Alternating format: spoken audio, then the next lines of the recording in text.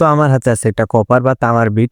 তো এটা আমি ৳50 দিয়ে কিনছিলাম। আসলে এটা তামা নাকি চলেন এটা চেক করা যাক। তো এর জন্য আমরা আমার সোল্ডারিং আয়রনের স্টক বিটটা খুলে নেব। এটা একটা লোহার বিট, এটা আমি ৳60 দিয়ে কিনছিলাম। তো আপনারা লোহার বিট কিভাবে চেক করবেন? এটা চুম্বক নিবেন, লাগিয়ে যাবে ঠাস করে, তাহলেই বুঝবেন লোহা। তামা কিন্তু চুম্বকে লাগতে চায় না এবং তামা চুম্বকে লাগেও না। তো এই বিটটা লাগিয়ে দিই, এটা ইজিলি লেগে যেতেছে, মানে এটা একটা তামার উপি লোহার বিট।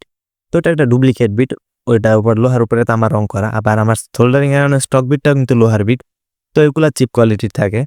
তো এই বিটটা আমি টেস্ট করে দেখবো আসলে এটা কিরকম ৳50 অনুযায়ী। আপনারা ৳120, ৳110 যে ব্ল্যাক বিটগুলা পাওয়া যায় বক্সের, ওই বিটগুলা ইউজ করবেন। ওইগুলো অনেক ভালো সার্ভিস দেয় এবং অনেক ভালো সোল্ডারিং হয়, হিটও হয়। নিখুঁত সোল্ডারিং এবং হেভি সোল্ডারিং করতে পারবেন। আমি 450°C এটা সেট কইরা এটা আমি লাইন দিলাম এবং এটা ইজিলি মনে করেন রাং গলাইতেছে। বাট এটা প্র্যাকটিক্যালি সোল্ডারিং এর জন্য কতটুকু উপযোগী তার জন্য একটা পিসিবি নিবো। পিসিবি নেওয়ার পর এটা সোল্ডারিং কইরা দেখি যে হ্যাঁ, ছোটখাটো সোল্ডারিং এর জন্য ওকে, বাট হেভি সোল্ডারিং এর জন্য এনাফ না।